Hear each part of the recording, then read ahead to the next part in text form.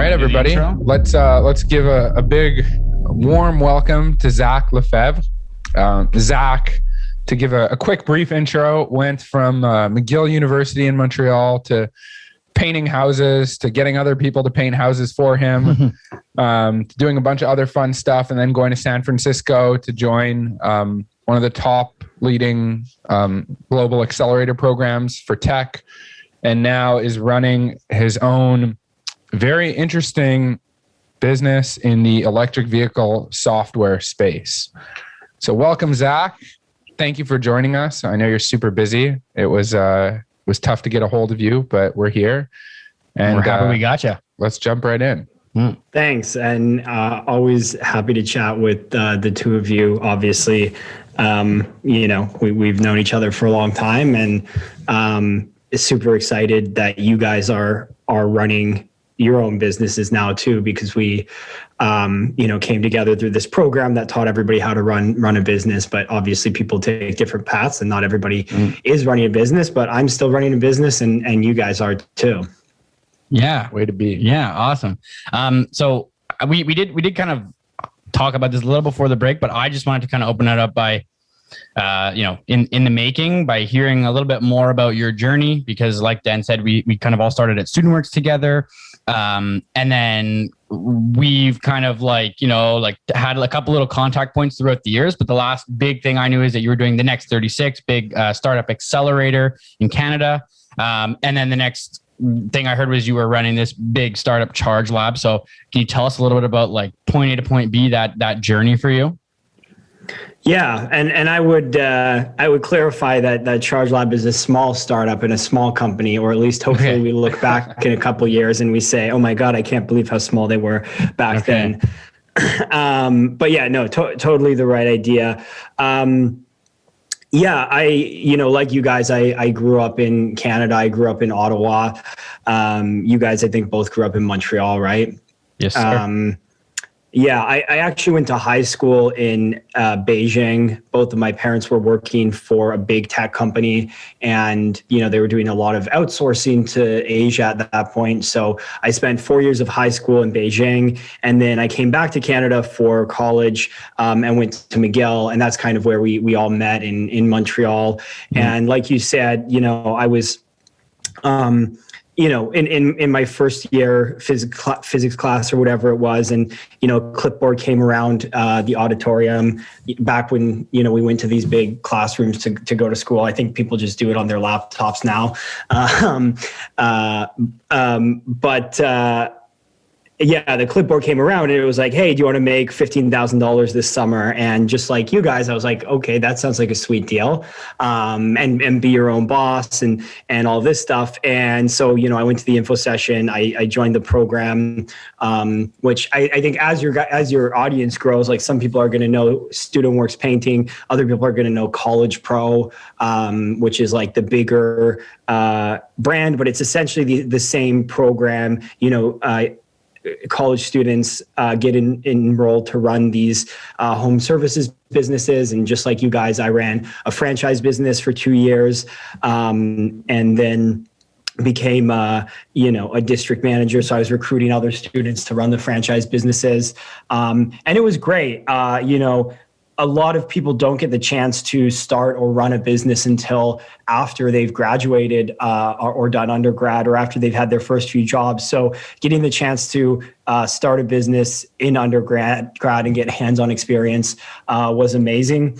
At the same time, I was studying computer science at McGill, and I didn't really know what a tech startup was, like, to be completely honest. And like, when we were all doing StudentWorks together, I started it in 2010, 2011. So like we were, aware that like Facebook was super cool, and there was these things happening with Airbnb, and like it was all, but like, I don't feel like tech had like the same presence in the world, and especially like in a place like Montreal, which is certainly not like the center. Probably the beginning of Uber, right? Yeah, like and Uber was was just coming out. I think Uber like literally launched in 2011. 2011 or 2012. Instagram was first coming out. So I didn't really know what a tech startup was. But, after I had finished with the student painting franchise businesses, I joined this program in Toronto called the Next 36. And that's where I kind of learned what a tech company was and, spent 4 months like building a mobile app company, which like we never even really launched, like soft launched, but never took off. But more importantly, like learned the idea of, okay, what type of business would you start to attract venture capitalists? How do you build a scalable software company? And it was actually around that time in 2014 or 2015 that I was also, getting really interested in electric vehicles. And again, like, this is like the year of the Super Bowl was just a couple of days ago. And I think like every car ad at the Super Bowl was an electric car ad. So, things change really, really quickly. And like now everyone's like, yeah, obviously electric vehicles is the future. Everybody's going to be driving them. But at the time that I was interested, there were like 3 electric vehicles on the market: the Tesla Model S, the Nissan Leaf, and the Chevy Volt, which was a hybrid electric vehicle. And like a couple others. But, I just got so interested in the subject. And, I had always thought of like the idea of an electric vehicle as kind of like an alternative to a gasoline vehicle. So like if you, if you were conscious about the environment, you might buy an eco-friendly cleaner and, clean your house with that. But when you really make a mess, you're going to like go get the toxic stuff and like scrub the floor because like you actually are serious. And so in the same way, I thought that like, okay, electric vehicles are cute, but they can't match a gasoline vehicle. But it was like through going to these meetups actually in Montreal that I learned that like actually, electric vehicles are better in every respect. They're more powerful, they're faster, they're completely silent to drive, which like some people don't like, but for most people it's just a way better experience.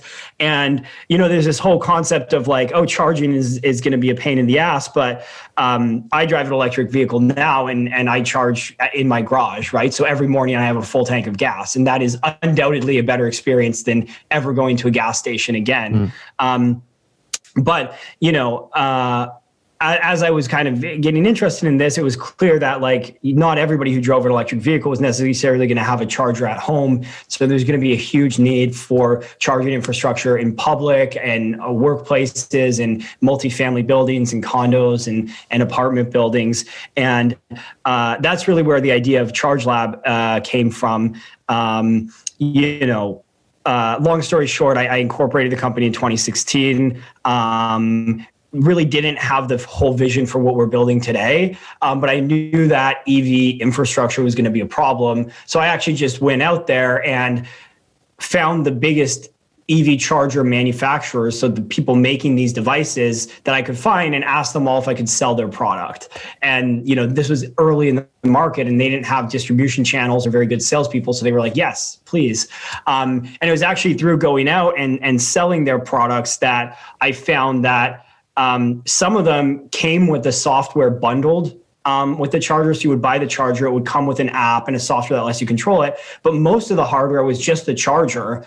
And when you get into like use cases like multifamily, like people want the physical device, but they also want to monitor it and be able to monetize it and generate revenue. And so there was this missing software layer. And so within about 18 months of starting the company and being a hardware distributor, essentially, we completely pivoted to being a software developer and building this software layer that, hopefully one day is going to sit on top of millions of EV chargers, all over the world.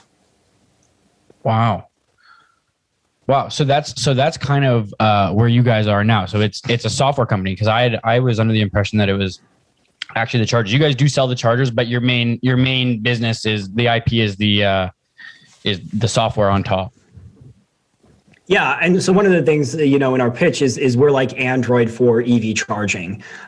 So you can go, you can get Tesla installs chargers and they own the full the station and the software and everything, and it's fully vertically integrated like Apple. And then we have a couple other competitors that manufacture the hardware and software and bundle it together, kind of like BlackBerry. But we don't manufacture any of the hardware, but our software platform runs on top of the kind of biggest hardware manufacturers. So our Samsung might be someone like ABB, and then there's like Huawei's in the market too, more kind of Chinese players or Taiwanese players that are coming into the North American market. But whatever the the hardware, the physical devices, we're the software layer that runs on top of it.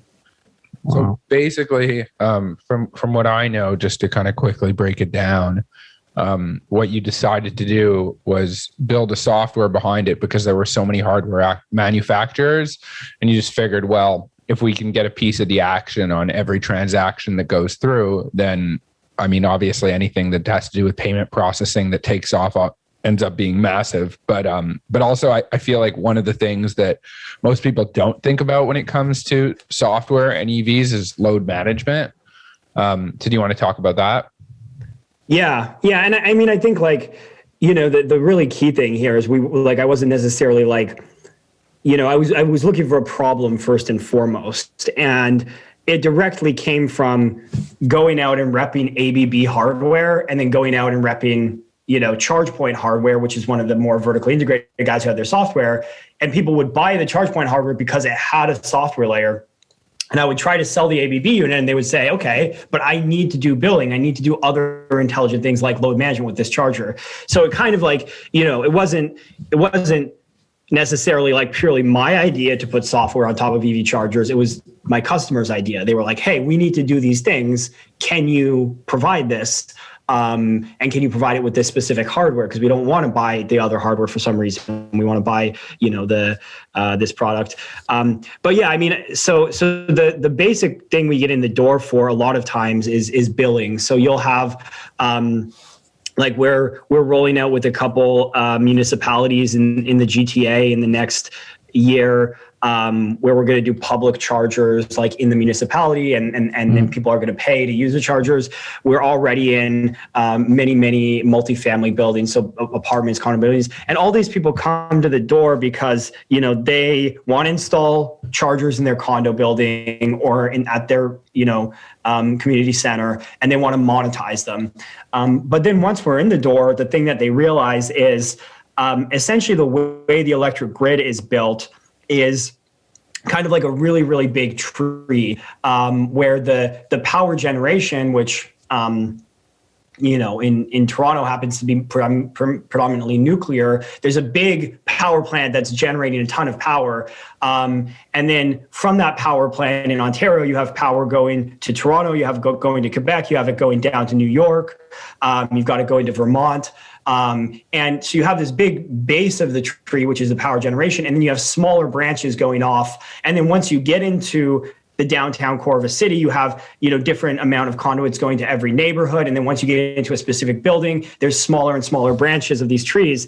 And when you build a building, like when you build an office building, you say, okay, there's going to be 1,000 units in this building. Every unit on average is going to use, 5 kilowatts. So we're going to need 5 megawatts of power coming into this building. And you'll always add a little bit of extra because, buildings are built for 100 years. You don't know if TVs are going to get bigger or heating is going to get, more sophisticated. So every building is built with a limited electrical capacity. No building designed before, 2015 ever even conceived of EV chargers. And the thing is, a lot of the buildings that are being opened now were designed in like 2014. So there's literally buildings that are being opened in 2021 that didn't plan for EV charging.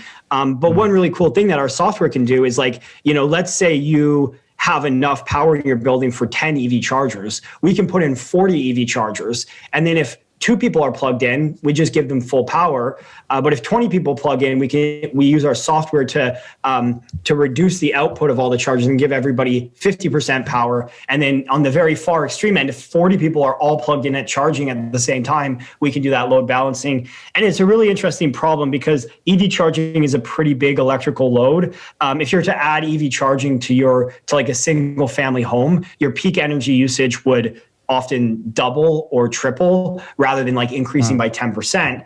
But that's just the peak amount of power that you pull, like not the quantity of power. Because ultimately people who charge their EVs, they only charge for, an hour, 2 hours a day or something like that. So you have this very large peak load, but the overall load, if you were to spread it out more evenly, is not as substantial.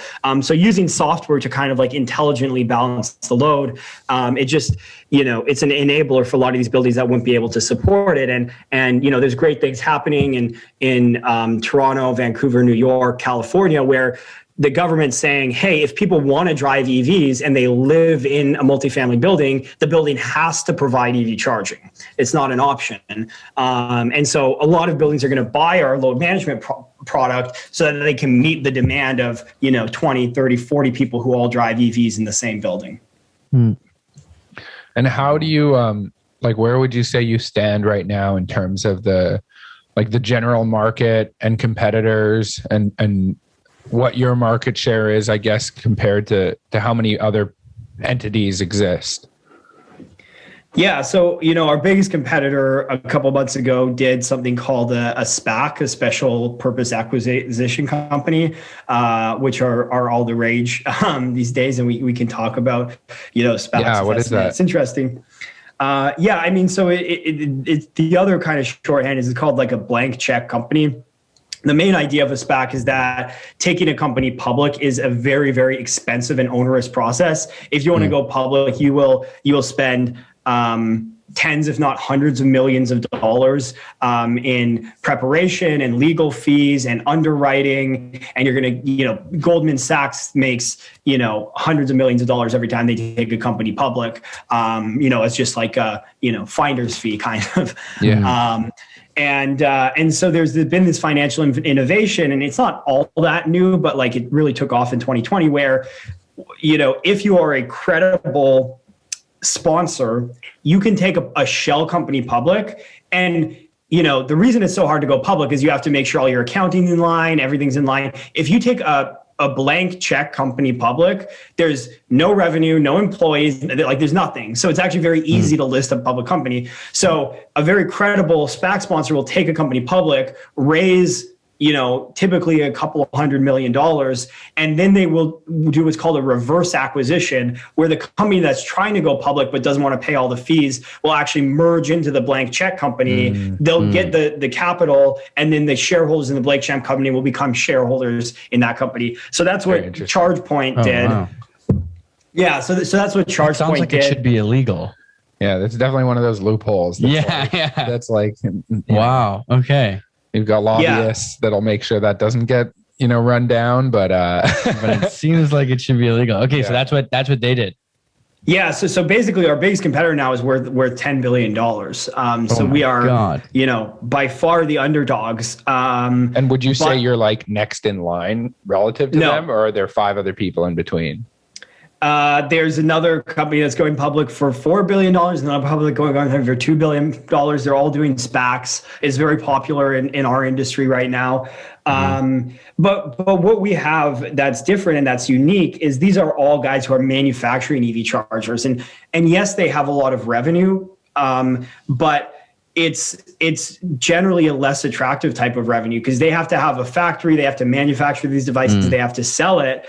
Whereas we can scale a lot more quickly. And the other thing about our kind of partners, if you look at the, Levitons and ABBs and Siemens and Delta, Phihong, Lite-On, all these companies, they're manufacturing these devices. They're these incumbent, like you guys know Leviton, right?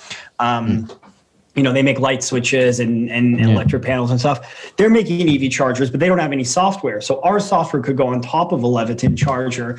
And as this market scales up, these guys, my theory is that they're going to be really good at manufacturing cheap hardware. And so we think that as this hardware scales up, we can scale up too. So it's kind of like right now we're at the point where like it's 2007, Apple has launched the iPhone, the only product that people know is the iPhone and BlackBerry. So you got iPhone and BlackBerry, but what's coming is a bunch of really sharp, really aggressive hardware companies like Samsung and Xiaomi and Huawei, and they need a unifying software platform, and that's our bet. And obviously, if we win that bet, it pays off in a massive way. There's a lot of ways that it can go wrong. It can end up in a market where you don't just have Android, you have Android and Windows Phone and all these other things, or it could end up in a market where they all decide to build their own software for whatever reason. But our bet is on really partnering with these big manufacturing companies,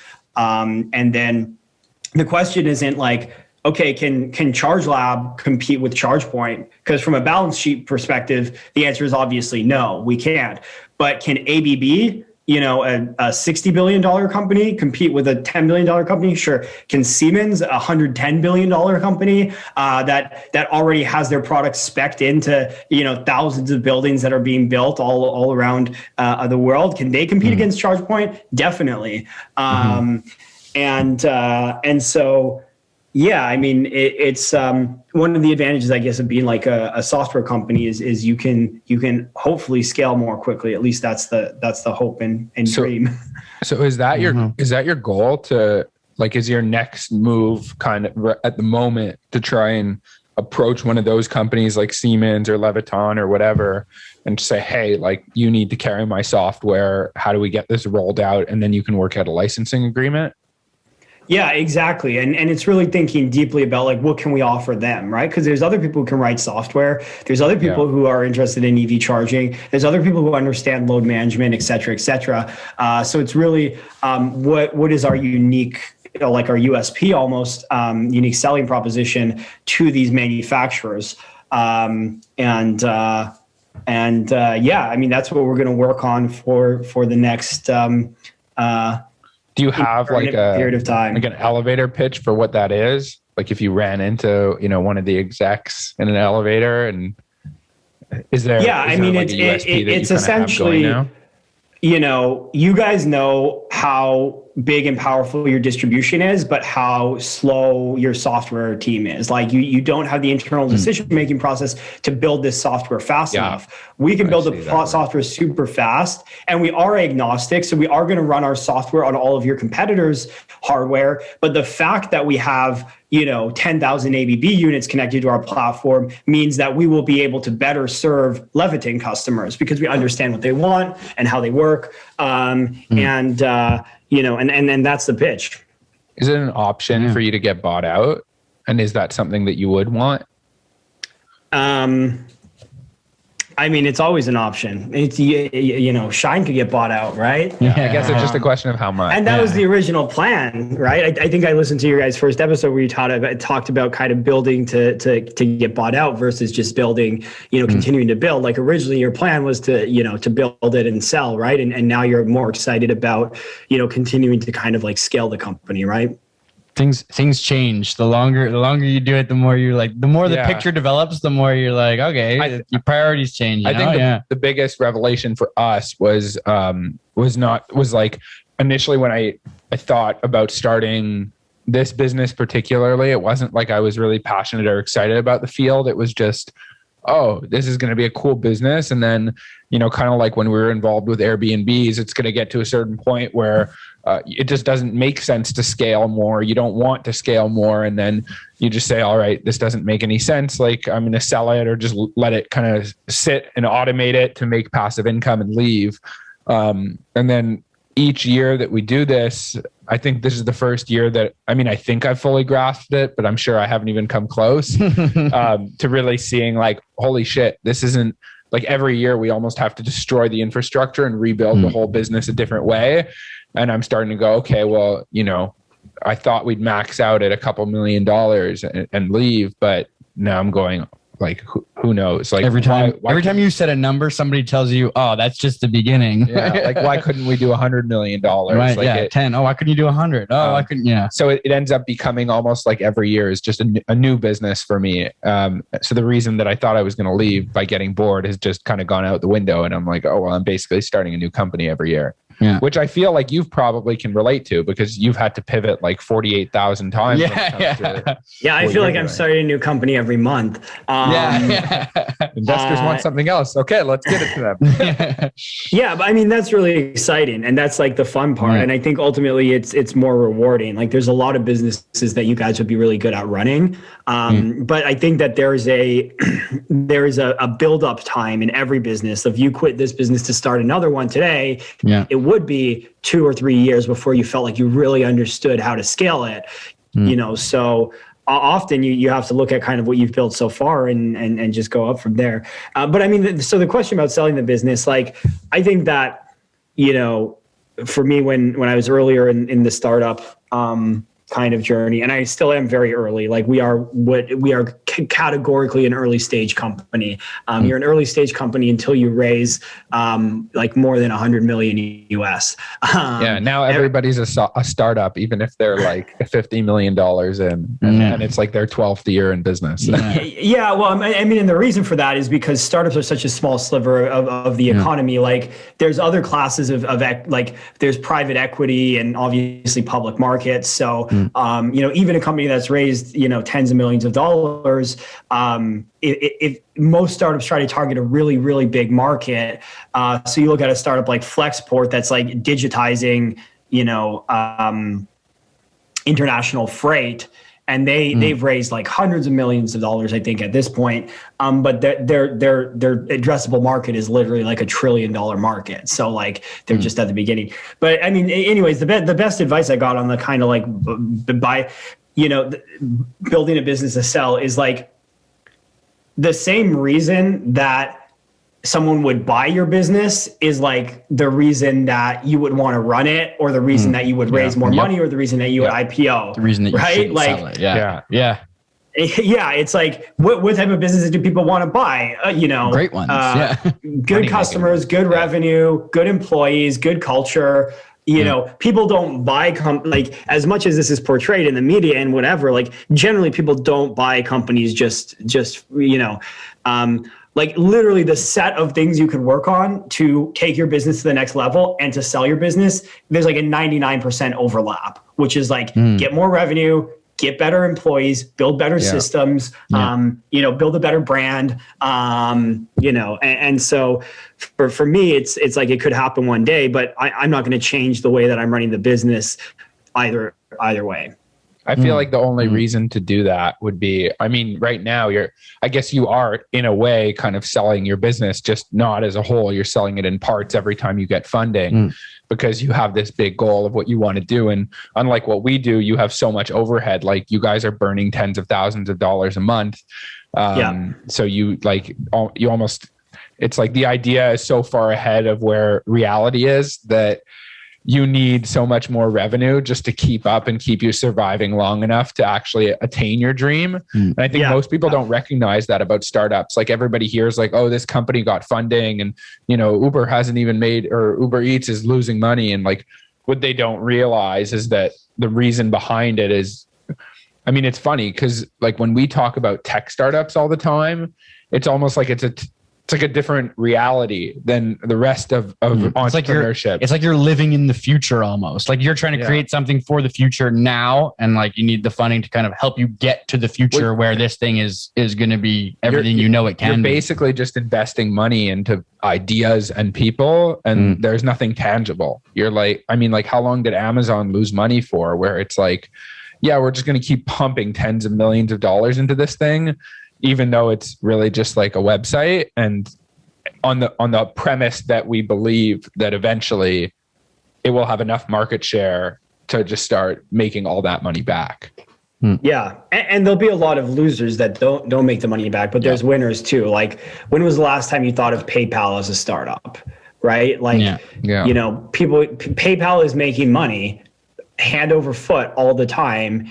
And the people who invested in it, like the seed round for PayPal was like 20 years ago now, right? So the bet was correct, right? Like they valued it way higher because they're like, we assume that you're going to make, you know, tens or hundreds of millions of dollars in the future, and they are. You know, they've been bought 17 times. Like I think they got bought by some, maybe they just got bought by eBay, or maybe they got by someone else, then got bought by eBay. But you know, even at that, and so. You know, I think one of the interesting things about technology is like technology works when it becomes boring. Like, is there anything more boring than like catching an Uber today? It's like, I'm running behind time. Like, I don't really want to find parking. I guess I'll just get a friggin' Uber. Uber is like magic. So exciting. It used to be so cool. Yeah, it was like, oh my god, like you can just do it on your phone and you see the little car moving towards you. Yeah. And you know, so, you know, I know we'll have succeeded when people are like, oh yeah, like I just got to charge my car. I'm just going to plug it in and get billed. And when it like, you know, when it's boring, that's when you've succeeded, right? Like right now, electric vehicles are very exciting and EV charging is very exciting and everybody's very excited. But you know, how much, the only reason we talk about gasoline engines is because of EVs. Before EVs came along, like nobody in the 90s, early 2000s was talking about like, you know, how interesting gasoline engines were. It was just like, we all use them and it's just cars. Just the way it works. Yeah. So I feel like, like on the topic of funding, I feel like that's really, something that not very many people get to see, like through the looking glass, behind the curtain. And you're probably one of the only people I know that has kind of given me that perspective. So for anyone else listening, what would you say is a common myth or assumption about getting funding and all of its glamour that you've kind of debunked and gone, you know, this is the reality compared to what you think you're seeing? Yeah. So, I mean, specifically venture capital financing, which I'll talk about. Like, there's a lot of charts about this that show like every business in the world and then the number that get VC financing. And that's very accurate. Like, not a lot of companies take VC funding. Not a lot should. Probably the number one misconception is that it's like cheap or free, which is like, oh my God, Zach, these guys gave your company $1 million and you didn't have to do anything. They just gave you $1 million. VC funding is, if you succeed, this is the one caveat. If you succeed, it's the most expensive type of financing. You know, let's say I put $1 million into your company at you know, a $4 million valuation. So after my $1 million, a post money valuation of $5 million, now I own 20% of your company.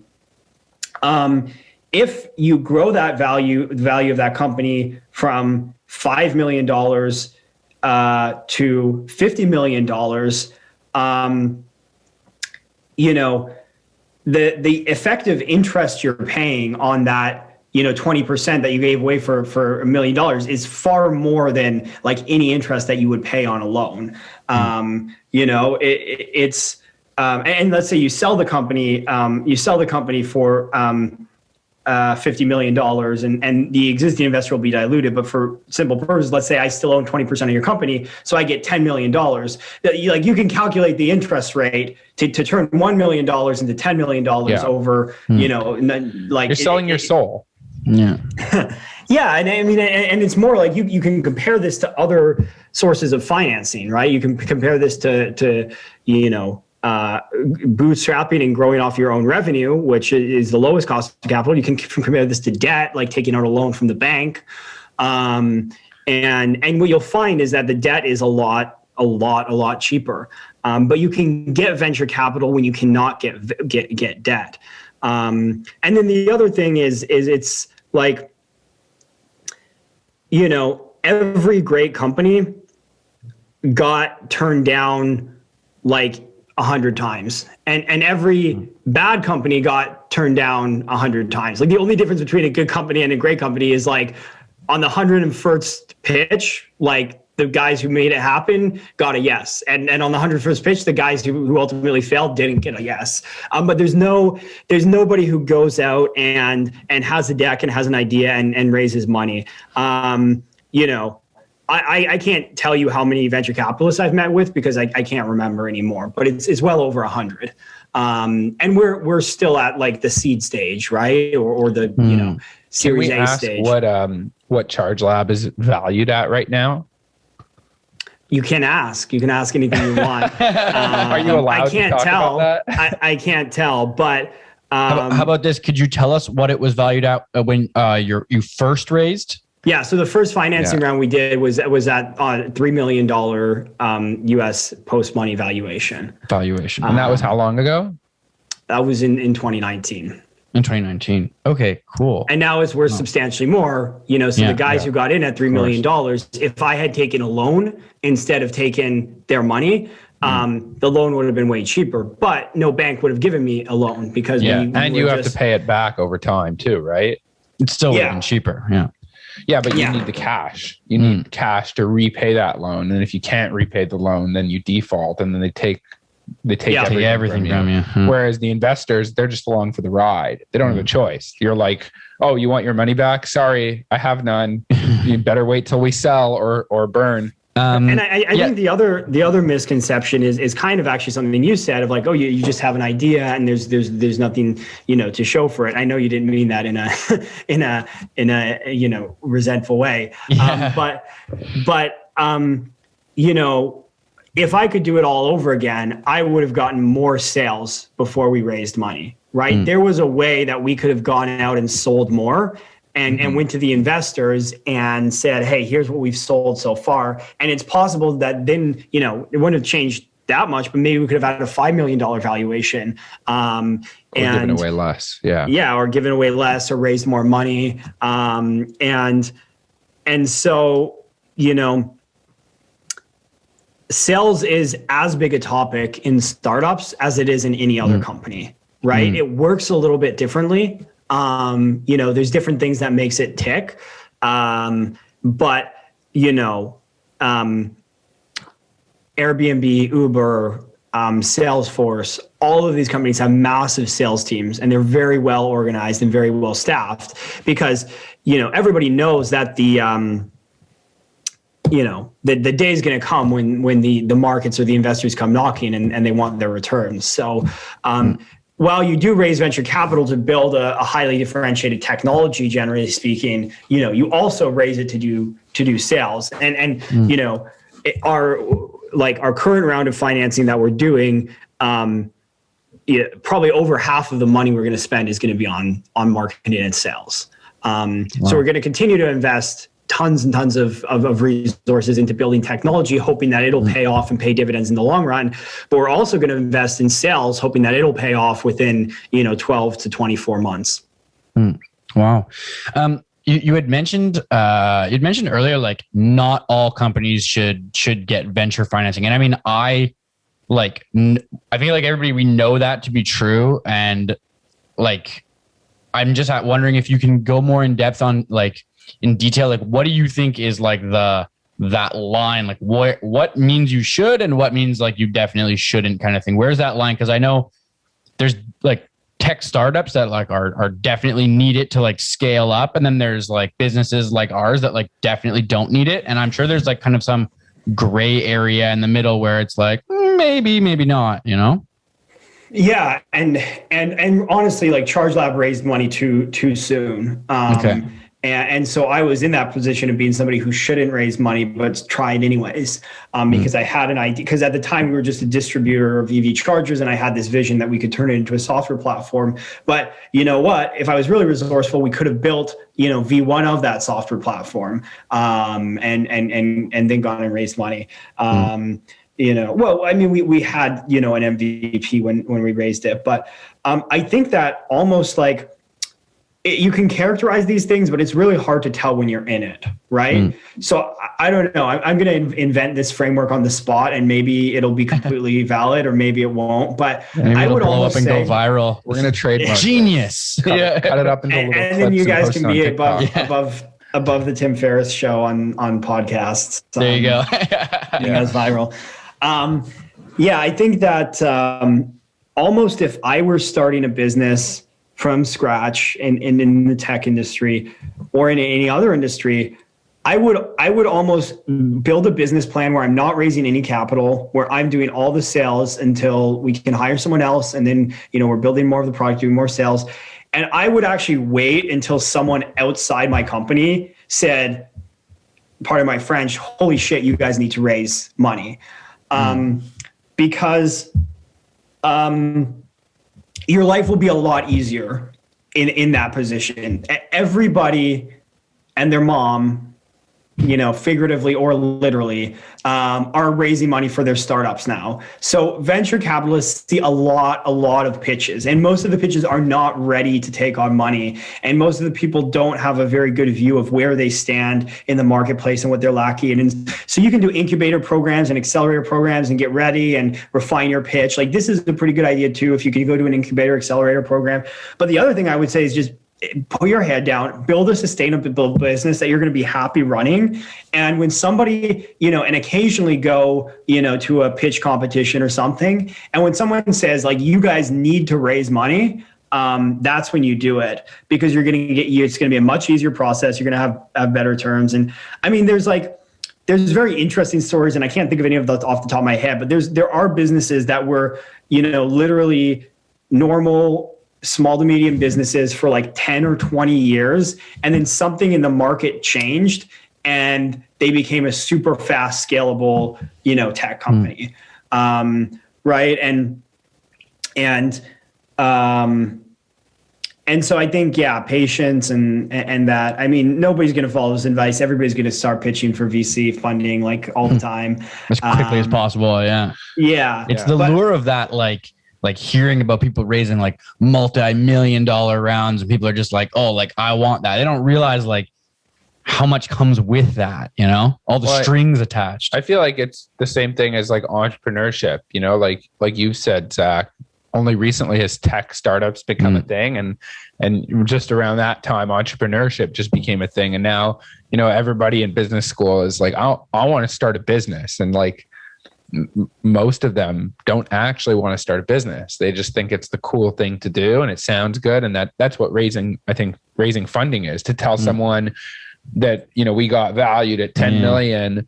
I feel like it's like an ego thing. Yeah. It's an ego thing for just, for you to be validated, just to say like, this is what I'm worth almost. But if you really like truly believe in your idea and, you can take it to the moon, if you don't need funding, you shouldn't get funding, because the best thing to do is not. Yeah. You're just giving away like shares of what you have.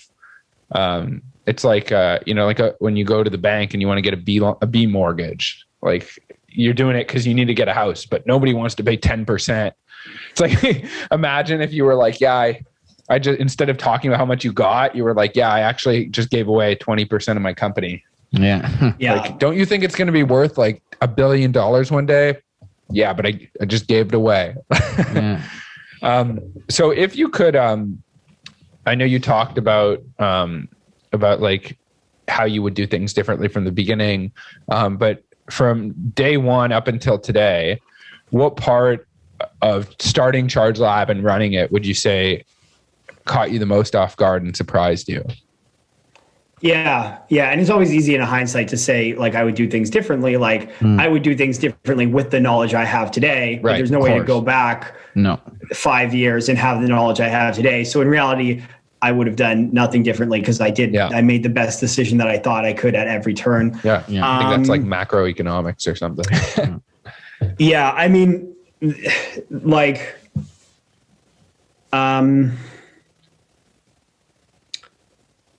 well, so I mean, maybe to comment a little bit on like what you're saying about raising money. Yeah, it's also, you're signing up for a much different type of business. Like, nobody is going to take what you've built at Shine away from you. There's no world where somebody else gets control of this company in 2 years, no matter what happens, unless you want it to happen, unless you want to sell the company or hire a managing director or whatever. You can do all those things. there's a very real world where if ChargeLab does not hit its targets for products and sales in the next 24 months, where that's it. We close our doors, or the company gets taken away from me, and all this blood, sweat, and tears is out of my control now because someone else owns it. So you really are like making a serious signing, and it's not that like the investors at this stage in the company have the power to do that, but it's by taking money at this stage, we are implicitly signing up to take money at the next stage, and then implicitly signing up to take money at the next stage. And before you know it, after a relatively short period of time, you no longer have the majority of control of your company, and you have a board of directors, and the board of directors has to act in the fiduciary duty of the company.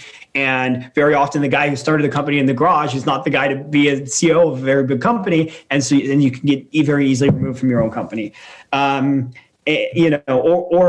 Or we are forced to grow artificially, as you hinted at. So we are spending, a lot of money.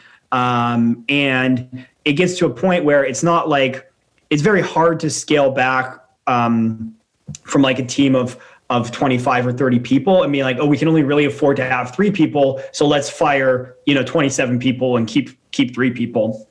Like that'll just destroy a lot companies a lot of time. So you are signing up for this certain path, but is that what surprised you the most? Did you not like see that coming? No, I mean, I think what surprised me the most is maybe the importance of signaling. So like having a very good investor vouch for you, somebody who is respected within the industry, is very, very important. And I think this is a really important lesson as a Canadian tech company too, because ultimately we started having a lot more success when we looked south of the border, and we found investors that were more used to taking risk and who had like a larger growth mindset.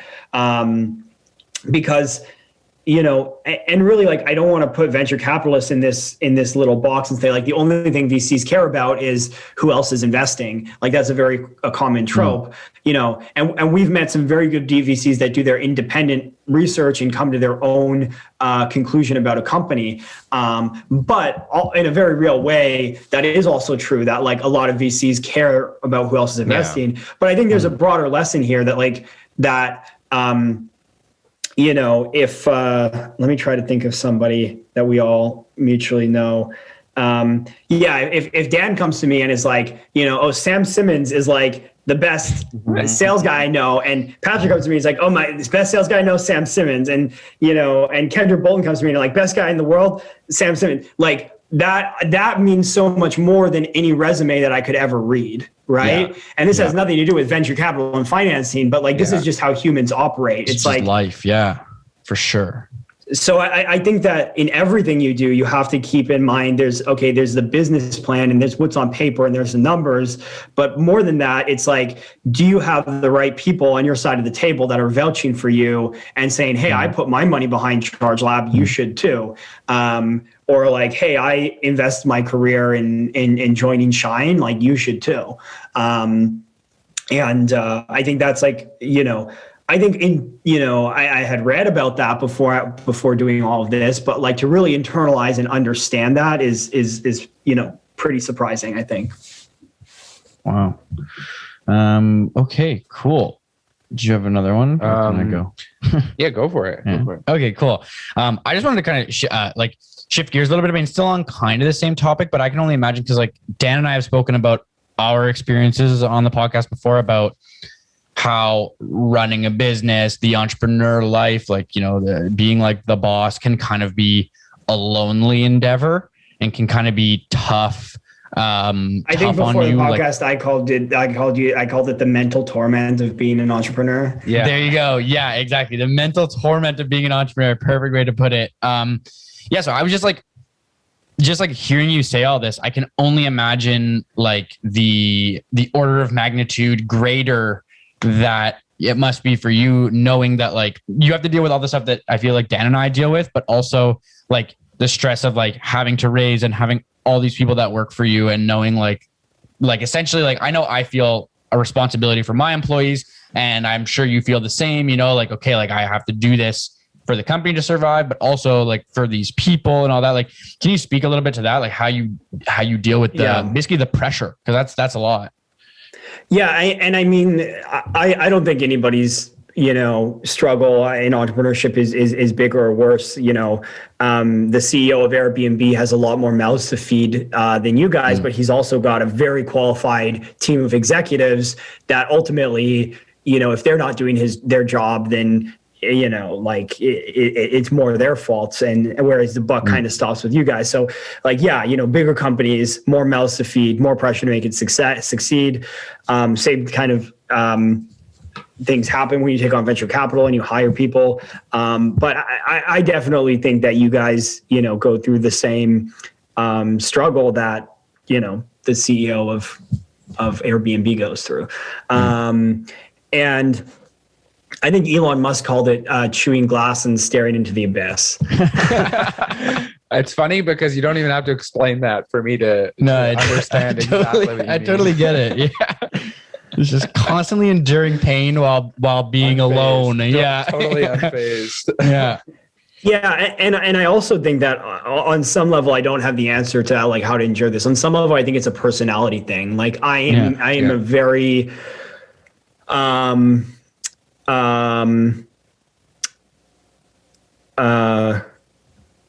let's say I have an internal locus of control, right? Like I do things for my own reasons and my own motivations.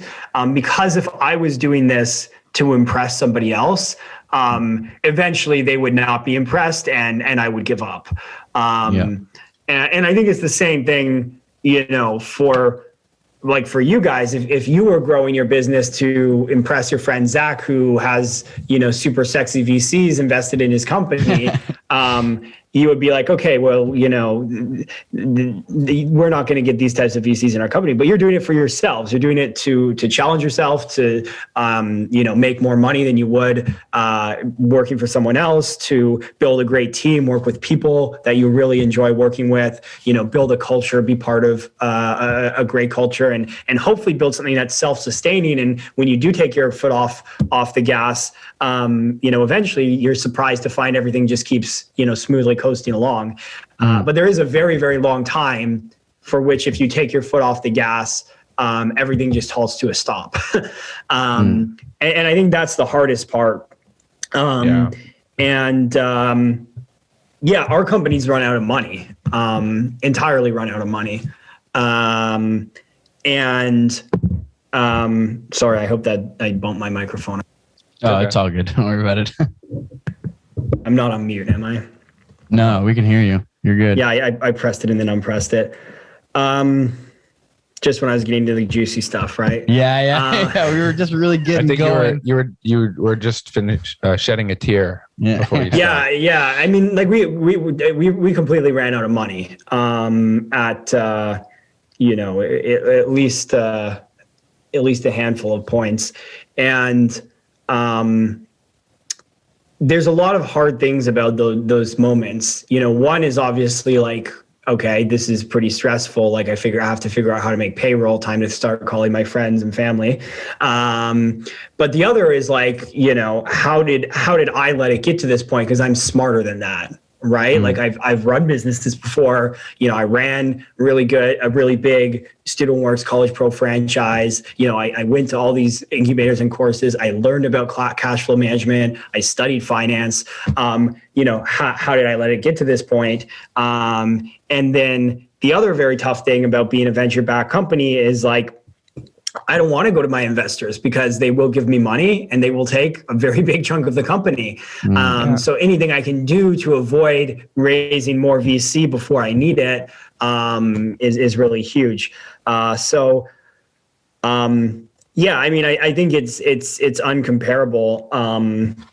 And I think really like a lot of credit goes to entrepreneurs, and then a lot of credit goes to the entrepreneurs support system. So, my family, my wife, like people who put up with all my shit when things are down, like they probably need more credit than they'll ever get if the company succeeds and IPOs and everything. Can you take us into that I feel like that's a very common theme in fast scaling businesses where you're moving so quickly that there's a very, very clear linear path to success.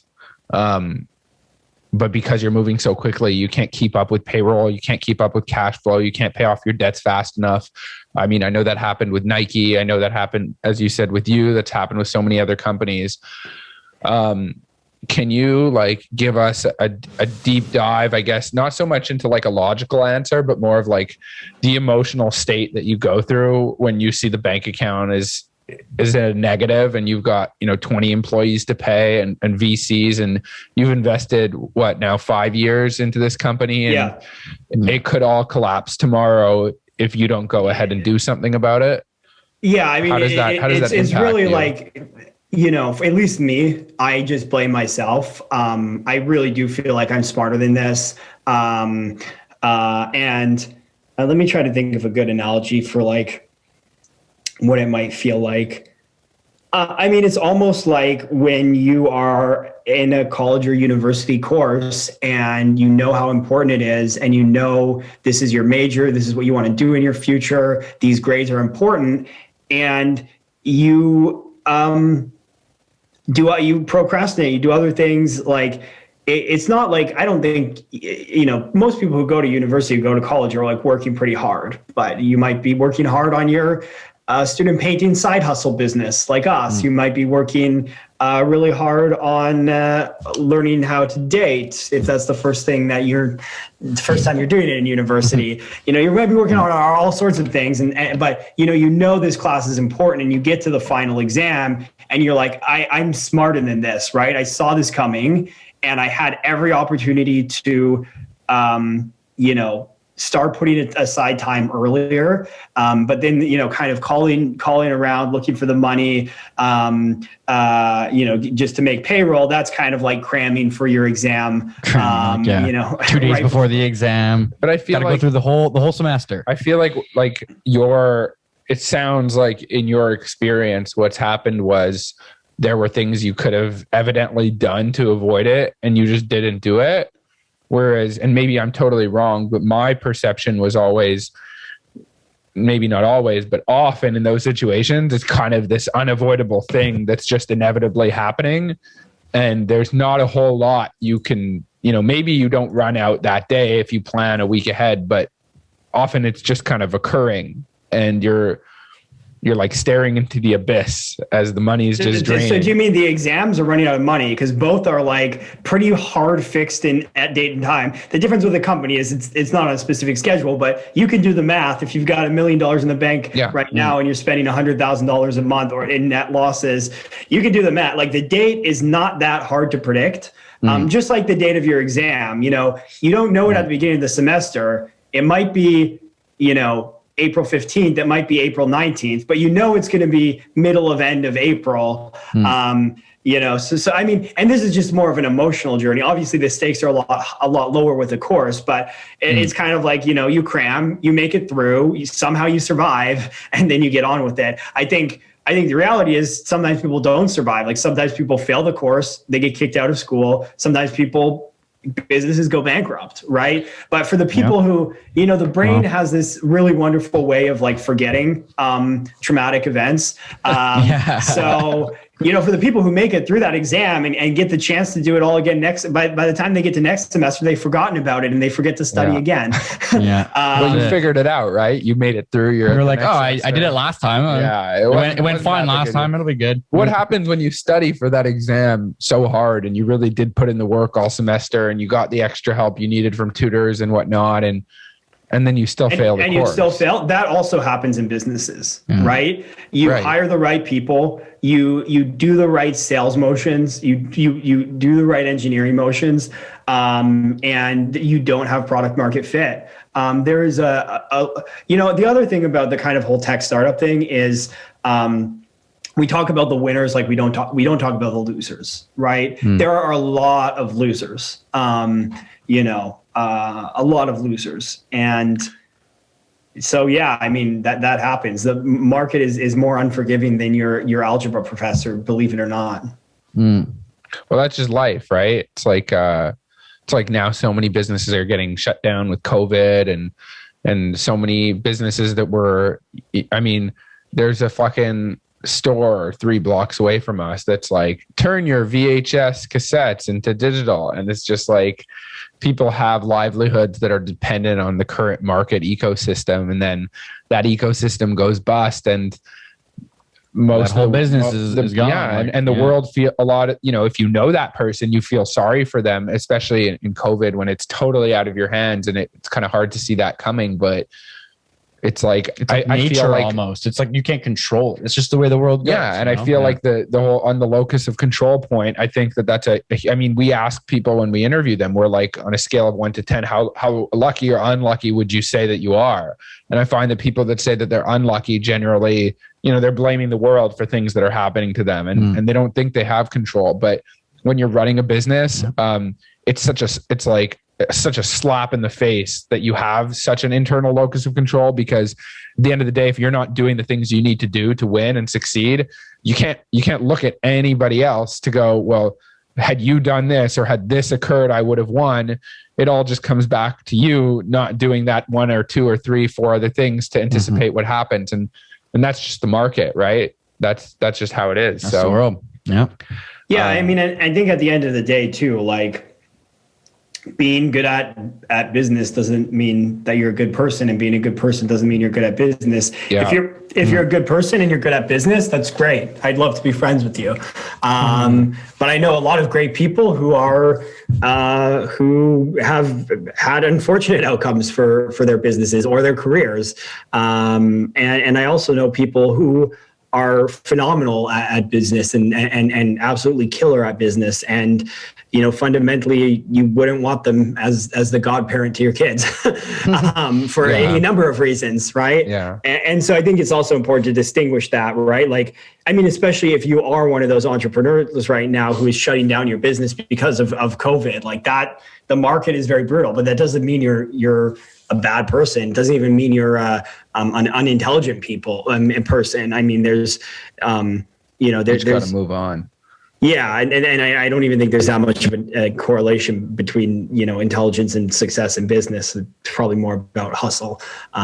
So yeah, I mean that's like a nice or not nice thought as we get toward the end. But yeah, I mean, I think there's people who are great at business, and there's people who are just great people, and I think if you are an entrepreneur, you should always aspire to both be a good person, give back to your community, take care of your friends, take care of your family, and to be good at business. And those things can very easily coexist, but they don't necessarily coexist. And I think that's the most tragic part of things like COVID, because we all know these small business owners, we all know these, people who are affected, and it's, it really not a value judgment on them or even their business. It's just unfortunate.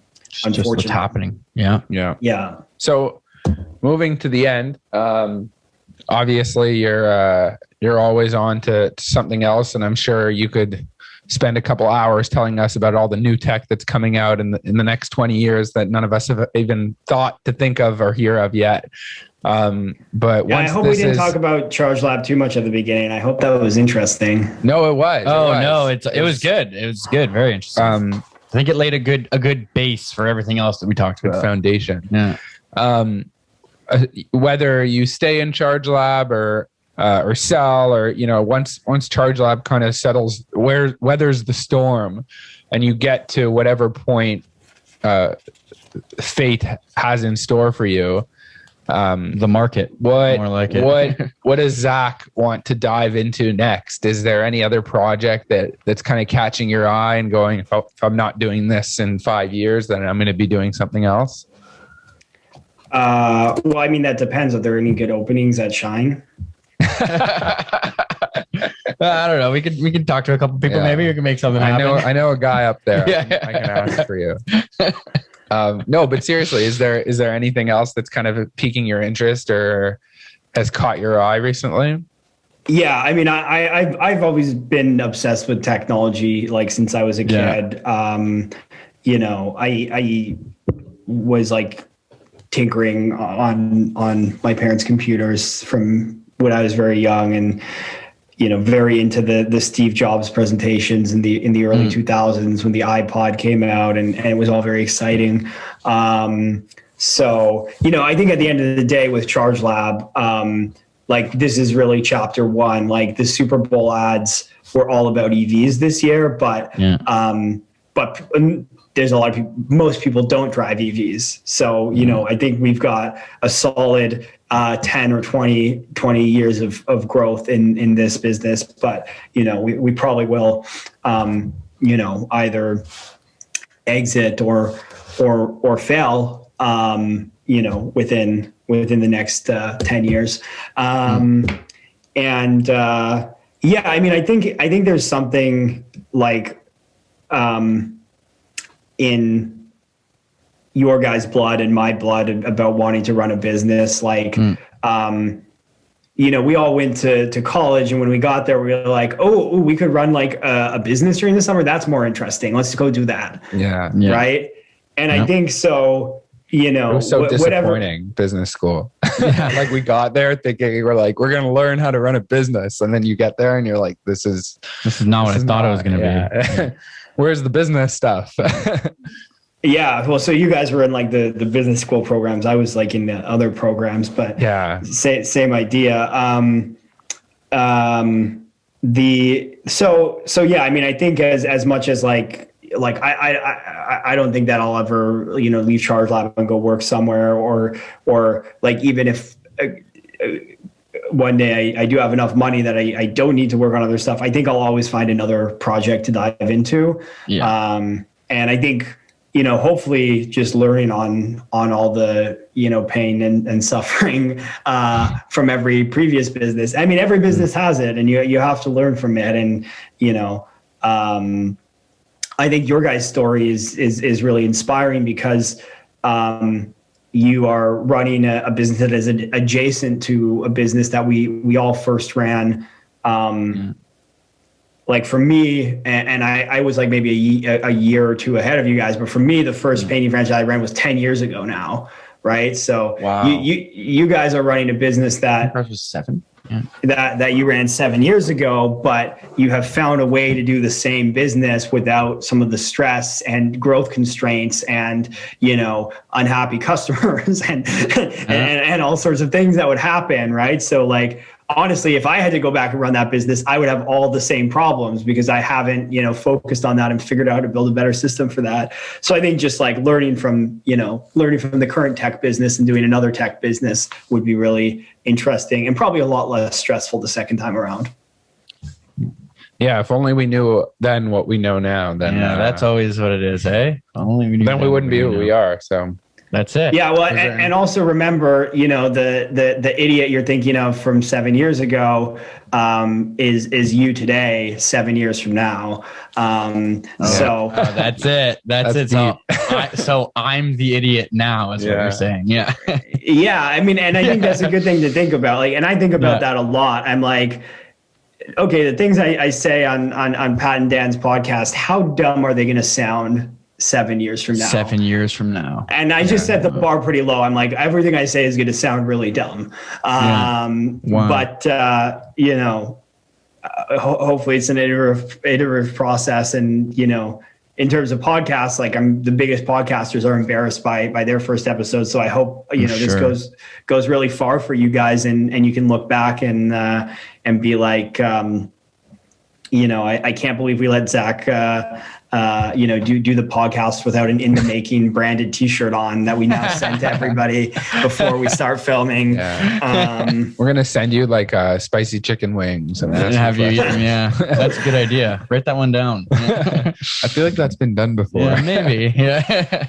Awesome. Did you have anything else you wanted to? No, that was good. Yeah, I think that was a great note to end it on. Zach, thank you so much for taking the time. Really appreciate it. Was there anything else you wanted to see you again? You wanted to hit on before we hit? Are you recruiting? Are you doing anything? We are recruiting. Plug, yeah. Yeah, www.chargelab.co. That's co/jobs. Yeah, or all roles or what's that? You're hiring for all roles, like engineering, sales, everything. Yeah. Engineering and sales in both the US and Canada. And I actually just joined Twitter. So go follow me on Twitter. My handle is at ZAK_EV. So you can ZAKEV. We'll put it in the description. Let us know when you have Elon's ear. We'd like to have him on. We'd like to have him on. Yeah. Yeah. I heard he does podcasts. You might have to, this guy Joe, I heard knows him. We might have to give him. I was going to say you might have to supply a little bit more than a nice plant in the background. Yeah. $1.5 billion in Bitcoin, maybe. Yeah. Well, thanks so much, Zach. All right, Zach. Thanks so much, man. Appreciate it. We're gonna cut this, and that's a wrap. That's a wrap. Yeah. Thanks a lot. Hey, everybody. This is Patrick. Just checking in quickly after the episode to say thank you so much for listening or watching. We really appreciate it.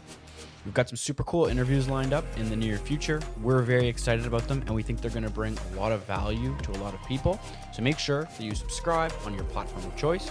We are officially available on all major podcasting platforms and on YouTube. Make sure you subscribe there and stay tuned for more. We'll see you next time.